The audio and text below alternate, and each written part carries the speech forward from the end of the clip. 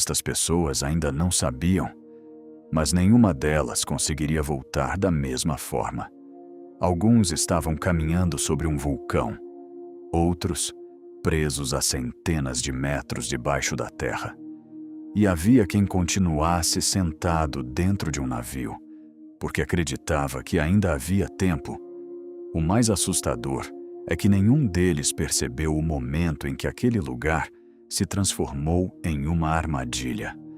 E quando finalmente perceberam, já era tarde demais. Imagine desembarcar em uma pequena ilha cercada pelo mar. O chão é quente, o ar tem cheiro de enxofre. Pequenas colunas de vapor escapam da terra. Tudo ao redor lembra que aquele lugar está vivo. Mesmo assim, dezenas de turistas faziam esse passeio todos os dias. Guias acompanhavam os grupos. Para quem chegava ali pela primeira vez, aquilo parecia apenas mais uma atração turística. Afinal, se o passeio estava autorizado, por que haveria motivo para preocupação? Mas havia um detalhe que quase ninguém realmente entendia. O Akari não era um vulcão adormecido. Era um vulcão ativo.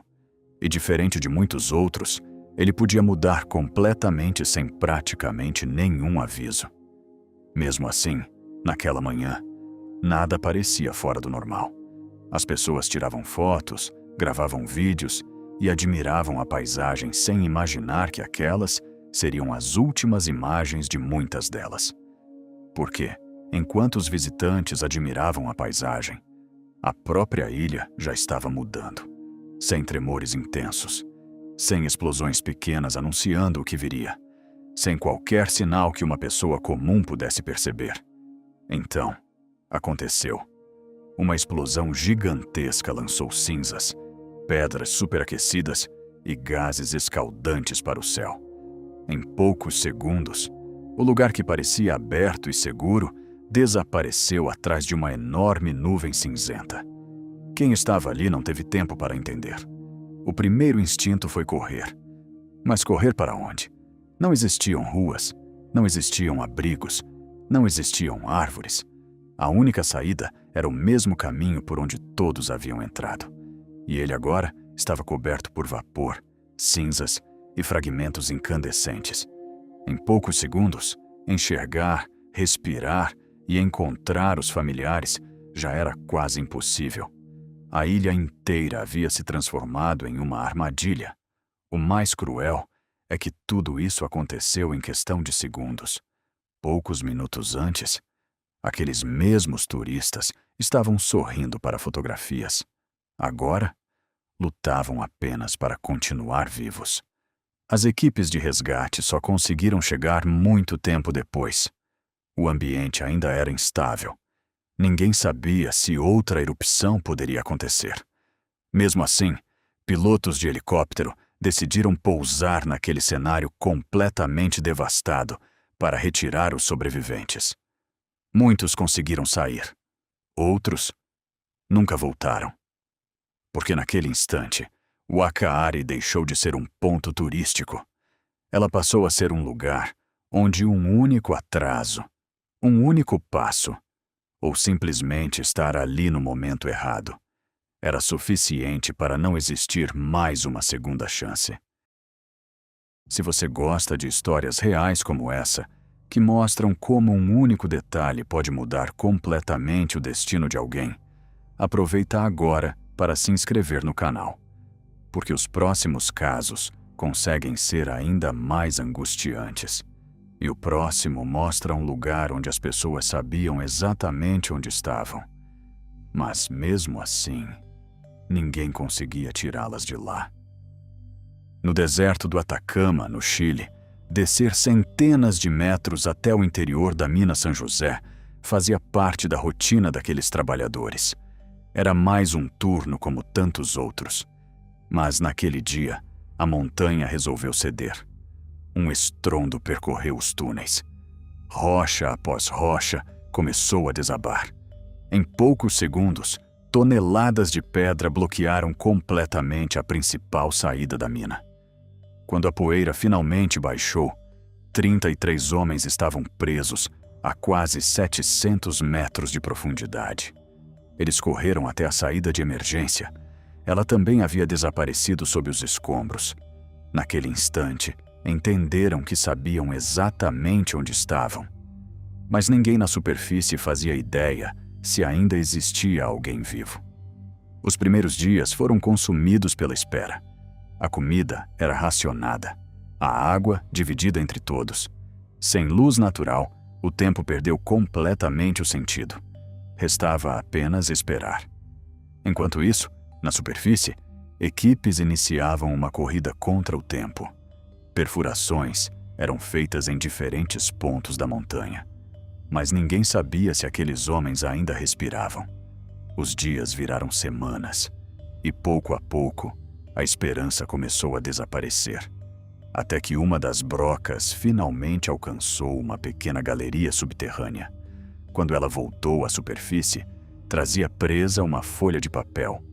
Nela estava escrita uma frase que entrou para a história. Estamos bem no refúgio, os 33. Depois de 17 dias completamente isolados, o mundo finalmente descobriu que todos continuavam vivos. Mas encontrar os mineiros era apenas o começo. Agora, existia outro problema. Como retirar 33 pessoas de um lugar onde nenhuma operação como aquela jamais havia sido realizada?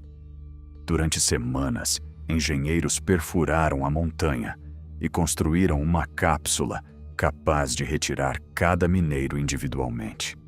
Qualquer erro poderia provocar um novo desabamento ou prender todos ali para sempre.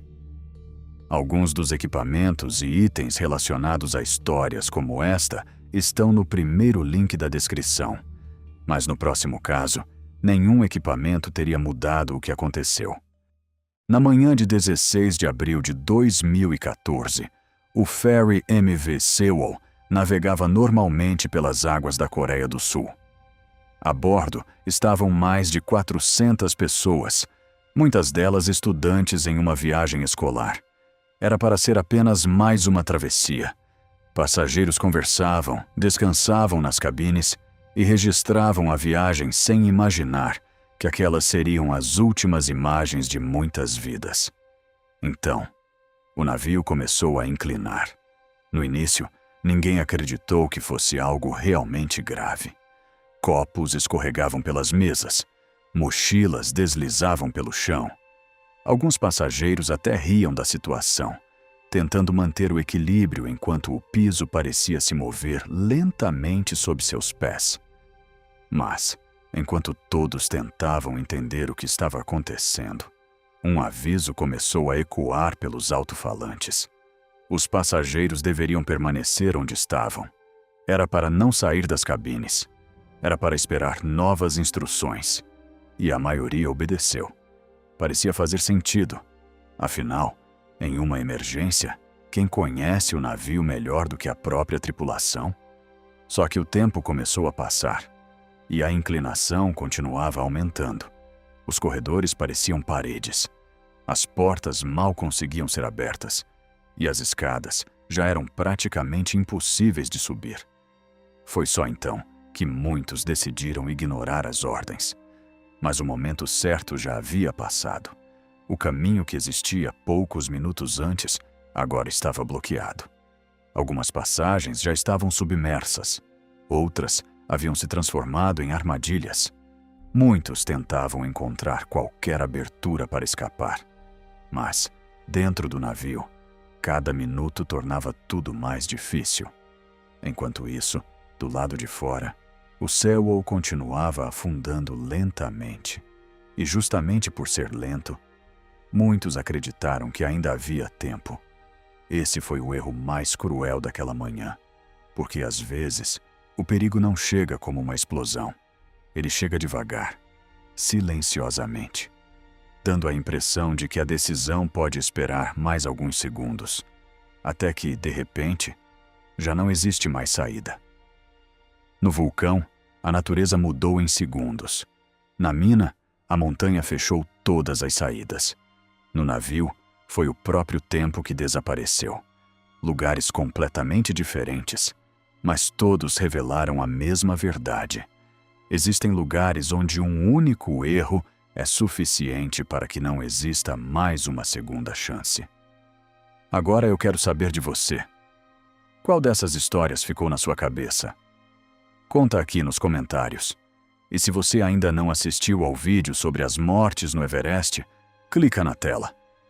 Depois de conhecer esses lugares, você vai descobrir que a montanha mais alta do planeta também não costuma perdoar erros. Eu te encontro lá.